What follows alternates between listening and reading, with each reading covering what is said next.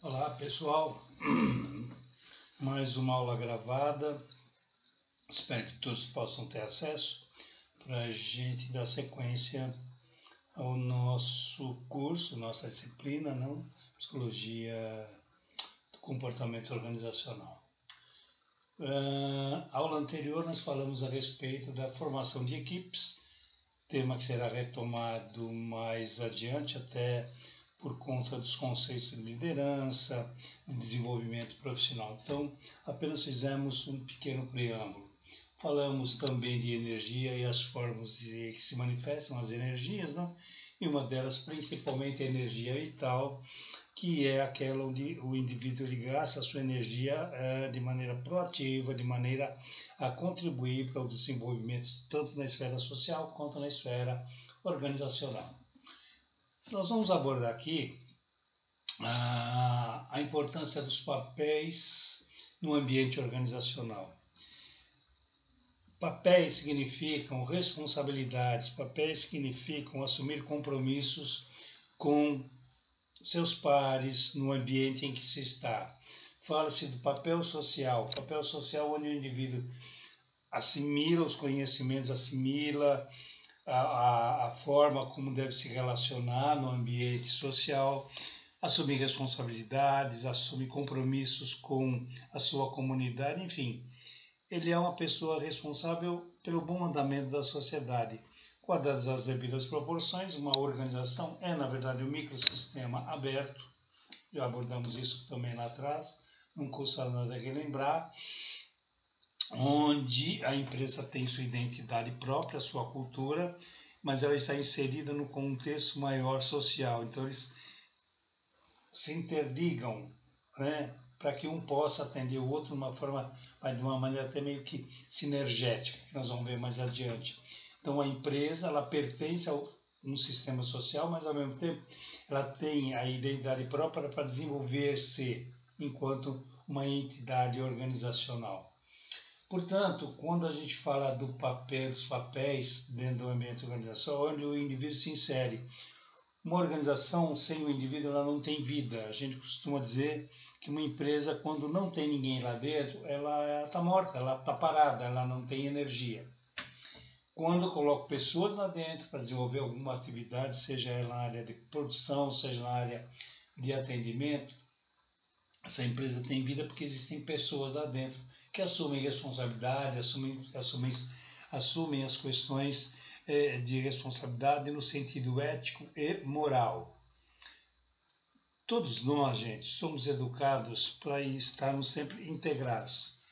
E na área organizacional a gente sabe que as pessoas se unem, claro, com seus objetivos específicos, né? Mas que ao mesmo tempo se unem por afinidade, pela inter-relação, pela forma como ocorre a empatia e a coisa vai por aí. Na medida em que eu tenho esses indivíduos pertencentes a uma organização e assimila a proposta da organização, ele traz o que ele é especificamente, por exemplo, ele é um indivíduo que foi educado e carrega com ele princípios éticos e morais. Esse é um ponto. Ele assimila as exigências, as normas da empresa, né, aceita essas normas da empresa e assume o papel dessas normas aí. Assume de tal forma que ele se integra com muita facilidade. E ao se integrar com tanta facilidade, ele passa a desenvolver-se profissionalmente. É como a gente lembra do desenvolvimento da área industrial, voltando lá no passado, no pós-revolução industrial, no qual as pessoas eram chamadas, eram convocadas, eram selecionadas para trabalhar no ambiente industrial e lá recebiam toda uma orientação, toda uma atribuição de responsabilidades, né? E ao mesmo tempo eram convidadas a assumir papéis dentro da empresa, que mais tarde nós vimos seriam mais ou menos aquela coisa do assumir um cargo dentro da empresa. Antes disso, antes de assumir um cargo, a pessoa precisa ter responsabilidade para assumir um cargo, que é o que mais se cobra na área organizacional. Um dado importante, gente, é quando a pessoa entende que o trabalho em equipe é fundamental. Outro dado importante. Historicamente falando, sempre se trabalhou em equipe. Sempre. Desde o momento em que o homem formou-se. Lá na pré-história, ele se reuniu, se juntou, formou uma equipe, um grupo, tanto faz, e a partir dali passaram a sobreviver em função do trabalho em equipe, ou seja, a caça, posteriormente o plantio de alguma cultura, a domesticação de animais. Então isso sempre foi feito um trabalho em equipe e que cada um tinha o seu papel, sua atribuição. Seu papel viva integrado, seja responsável pelos seus atos e, ao mesmo tempo, entenda que para se chegar lá é preciso ter essas e essas responsabilidades. E, claro, nessa forma de relacionamento, houve o desenvolvimento tanto da parte motora quanto intelectual. Outro dado importante do ambiente organizacional é a questão de como funcionam essas empresas. Né? É importante ressaltar aqui a identidade de cada uma delas. Toda e qualquer empresa ela tem a sua identidade, sua filosofia, sua cultura, e ela se adapta de maneira bastante importante na sociedade para ela poder também sobreviver. Ela também tem o seu papel dentro do sistema social, porque ela tem um aspecto de atribuir não só a questão financeira, econômico-financeira, de, através dos impostos, fazer a sociedade rodar, girar o capital. Mas, ao mesmo tempo, tem um aspecto social, dar um emprego para pessoas que queiram trabalhar, evidentemente, porque precisa sustentar. Essa dinâmica que faz com que as empresas se adaptem com muita frequência às novas realidades. Não? Então, a gente observa o quanto as empresas também se desenvolveram, o quanto as empresas também procuraram se adaptar às novas exigências, às novas circunstâncias do mundo moderno, não da tecnologia. Haja vista, por exemplo, a questão, e gosto de ressaltar isso, da linha de montagem do R. Ford, no qual ele é o grande inventor do veículo. Bem me lembro, acho que mais alguém também já estava com essa ideia. E ele cria a empresa, a Ford, ele cria, e à medida que ele foi se desenvolvendo, ele era um pouco mais reticente quanto a algumas coisas. Vou só exemplificar bem rapidamente. Fizeram uma pesquisa sobre cor de carro, assim ouvi falar, e disseram que a pesquisa apontava que as pessoas gostariam de ter carros de outras cores, não só o preto. Ele disse que não tinha problema, desde que as pessoas comprassem o carro dele preto, pintassem da cor que quisessem. Os carros deles eram, enquanto fosse dele, era preto. Ou seja, era uma pessoa bastante reticente, bastante exigente. Claro que isso mudou, claro que a intervenção do ambiente social, da sociedade em si, ela faz com que a empresa se adapte e esse sistema social também se adapte à empresa. É uma via de duas mãos aí que permite que haja essa sobrevivência. E quem faz sobreviver essas organizações é o próprio sistema social, é o próprio indivíduo que abraça a ideia, que abraça a proposta da empresa. Isso é muito comum a gente ouvir que determinada empresa desapareceu, faliu, porque de repente a própria política de recursos humanos da empresa, quando eu falo política de recursos humanos, é uma política bem mais ampla, ou seja, é aquela em que visualiza o indivíduo como um dos maiores patrimônios que uma empresa pode ter. Se ela não valoriza esse indivíduo não abraça a ideia da empresa, tem dificuldade de se envolver nos ideais dessa empresa. E, portanto, a empresa tende manifesta, indica que vai ter pouco tempo de existência. Legal? É por conta desse tipo de integração que as pessoas têm o prazer, têm a satisfação de ir trabalhar em determinada empresa, pois os indivíduos passam em média 8 horas dentro dessa empresa, né? No mínimo de 6 a 8 horas. E são horas de relacionamento, de conversa, de bate-papo, claro, sem perder a responsabilidade do trabalho e das obrigações. Mas é um clima que permite que a empresa também tenha um ambiente saudável, um ambiente de tranquilidade, que as pessoas sintam prazerosamente bem dentro desse ambiente organizacional. E lá ocupando o cargo, então agora eu tenho. Cargo é onde o indivíduo recebe atribuições e executa suas atividades. Vou repetir. Cargo é onde o indivíduo, ao longo da sua educação, aprendeu a trabalhar, executar determinadas tarefas. Então, ali é um cargo.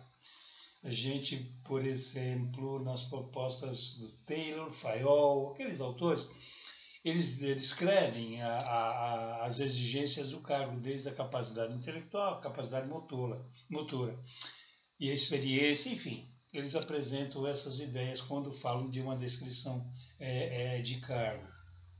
Mas, ao mesmo tempo, esse indivíduo ele é preparado para ocupar esse cargo, seja no ambiente escolar, seja ao longo da sua existência, ao longo da sua jornada dentro da empresa, né? A empresa pode dar a esse indivíduo a oportunidade de realizar estudos, realizar treinamentos para poder se aperfeiçoar ou adquirir novos conhecimentos, novas habilidades. Portanto, como eu disse, a empresa é uma via de duas mãos, tanto para a esfera social quanto para a esfera do indivíduo.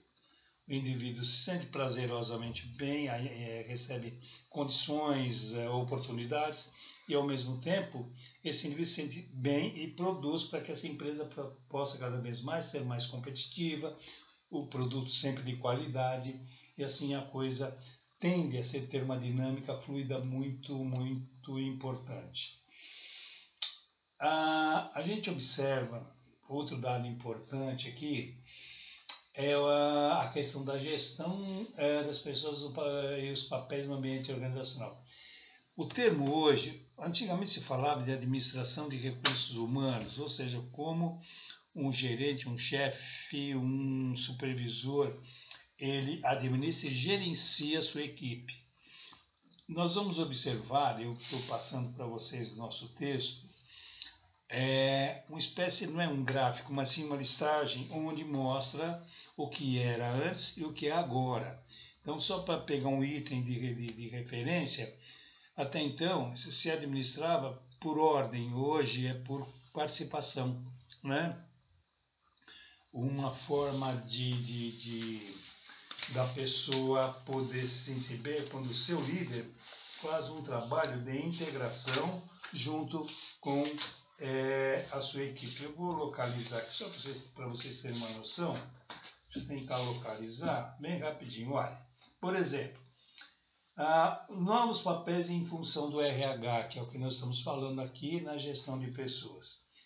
E nós temos operacional e burocrático, estratégico, né? Então era burocrático e operacional, hoje é estratégico.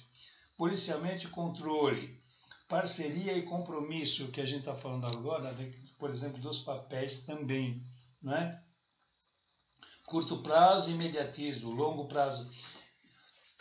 São situações em que foi se alterando e se a empresa e seus, por exemplo, indivíduos em pontos estratégicos não abraçar essa ideia de transformação, essa empresa não vai resistir. Ela vai sucumbir às exigências do mercado. Okay? Isso nós vamos ver em aula, claro, nós vamos fazer uma discussão em cima disso. Outro dado importante, de ter ampla visão do negócio para identificar pontos negativos e positivos nas atividades executadas. É um dado que também estou passando no roteiro para vocês, em que as relações interpessoais são de extrema importância. Antigamente, as pessoas não conseguiam conversar, porque tinha um chefe, comandante, que não permitia que as pessoas sequer trocassem alguma ideia. Então era aquele silêncio mórbido, aquele silêncio fúnebre, que as pessoas não podiam conversar. Pode conversar depois na saída do trabalho. Então, esse ambiente ele foi se alterando, foi se modificando, e percebeu-se, por exemplo, que hoje as pessoas podem conversar, as pessoas podem trocar ideias, e em cima disso usar toda a sua capacidade intelectual cognitiva. Hoje nós sabemos que a máquina faz um trabalho. Então, hoje os profissionais não são meros executores só. Eles também são muito mais do que isso, importantes na medida em que eles colaboram com o desenvolvimento das empresas, com ideias, com propostas, e deixa que a máquina produza, coisa que não existia há uns 50, 60 anos atrás. Então, essas transformações foram acontecendo. E por conta dessas transformações, a gente passa a compreender um pouco o conceito de sinergia. Isso é muito interessante, vem se falando disso há algumas décadas já, né? Esse conceito de sinergia, se não estou enganado, começa a ter muita força a partir dos anos 80, em que não se pode separar indivíduo, sociedade, empresa e família, não é? Ou seja, essa co-integração é que faz com que todos usem a sua energia em prol de um objetivo comum. Se eu pego uma empresa, então eu vou pegar a parte só da organização. Eu posso colocar um ponto de sinergia ali e colocar outros elementos que convergem para os mesmos objetivos. Então vamos exemplificar. Numa determinada equipe eu tenho lá 5, 6 pessoas que têm os seus objetivos comuns. Alguns querem comprar seu carro, alguns querem comprar uma casa, alguns querem programar uma viagem com família. Então eles trabalham em busca desse objetivo. Então eles vão receber o seu salário e vão buscar atender essa necessidade. Mas ao mesmo tempo, eles sabem que para conquistar isso, um ajudando ao outro, eles têm que trabalhar para dar resultado para a empresa poder dar a eles a satisfação, o prazer de poder atender às suas necessidades. É isso? Então o conceito de sinergia é esse partilhar, essa ideia de todos comungarem para o mesmo objetivo, comungarem para uma mesma ideia de busca de objetivo. Se a sociedade, por exemplo, o sistema social como um todo, ele também trabalha, como eu disse agora há pouco, na integração de uma organização. Então, se eu tenho um sistema social ruim, as empresas elas começam a ter dificuldade de poder se desenvolver, de poder apresentar um bom resultado em termos de produtividade. Ao mesmo tempo, isso vai prejudicar o indivíduo, que não se sente seguro e, consequentemente, nós temos um problema de ordem familiar, desestrutura emocionalmente a família. E a família, consequentemente, começa a desestruturar o ambiente social. E vejam que existe essa dinâmica de, por exemplo, de problemas. Vamos pegar o exemplo atual, recente, da nossa pandemia que está aí já há algum tempo. Olha o quanto ela está prejudicando a economia, está prejudicando o indivíduo, está prejudicando o próprio sistema social. Não quero entrar na seara da questão governamental, isso a gente pode abrir um leque específico para conversar, mas, de alguma maneira, a sociedade está sofrendo, o sistema social está sofrendo com toda essa dificuldade de desenvolvimento, de busca, melhor dizendo, de solução para esse problema da Covid. Enquanto isso não acontece, há uma desestrutura da sinergia no contexto brasileiro, realidade brasileira. E não é só regional. A impressão que eu tenho é que isso afeta o Brasil e, guardadas as devidas proporções, está afetando também o mundo.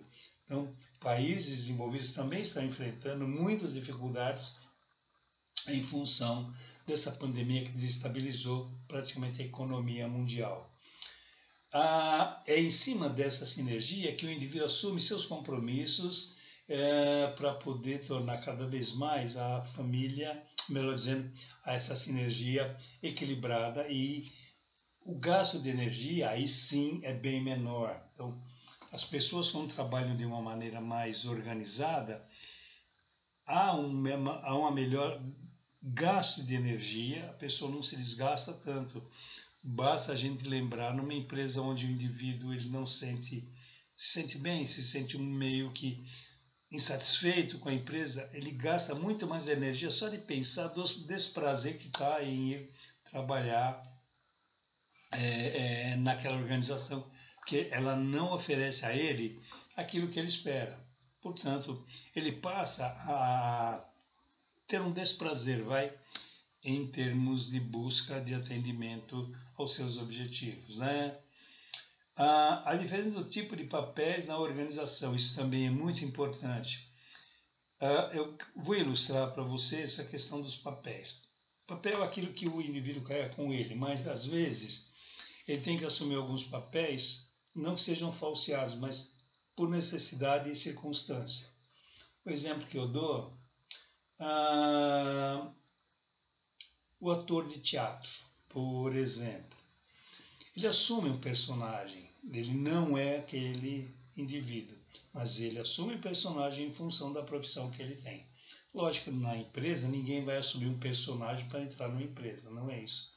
Mas, à medida que esse indivíduo entra numa empresa, ele assume alguns papéis que podem estar muito relacionados ao cargo. Então, ele assume um cargo de gerência, vamos imaginar isso, mas ele também tem que saber como lidar no cargo de gerência. Ele tem que se conhecer o suficiente, saber dos seus papéis enquanto pessoa. O cargo gerente, mas ele age como pessoa. E aí, como pessoa, nos dias atuais, por exemplo, um gerente líder situacional, que a gente usa esse termo, ou democrático, ou autocrático, não importa. Então ele tem que assumir, não esse cargo, mas talvez seja a característica dele de ser um democrata. Então é um papel que ele assume, não na empresa, ele assume um papel dele. Eu sou esse tipo, tenho esse estilo de entender a realidade. Então ele aplica essa ideia e associa ao cargo dele. Essa é a ideia da diferença do tipo de papel na organização. Tema que nós vamos também abordar, mas na aula do dia 17, né? Quarta-feira agora, tá bom? Ok, gente? Um abraço, vou encaminhar esse roteiro para vocês, o portal do aluno. Quem não conseguir acessar, manda um e-mail, que eu já passei para vocês, e eu envio para vocês via e-mail. Um abraço para vocês e até quarta-feira.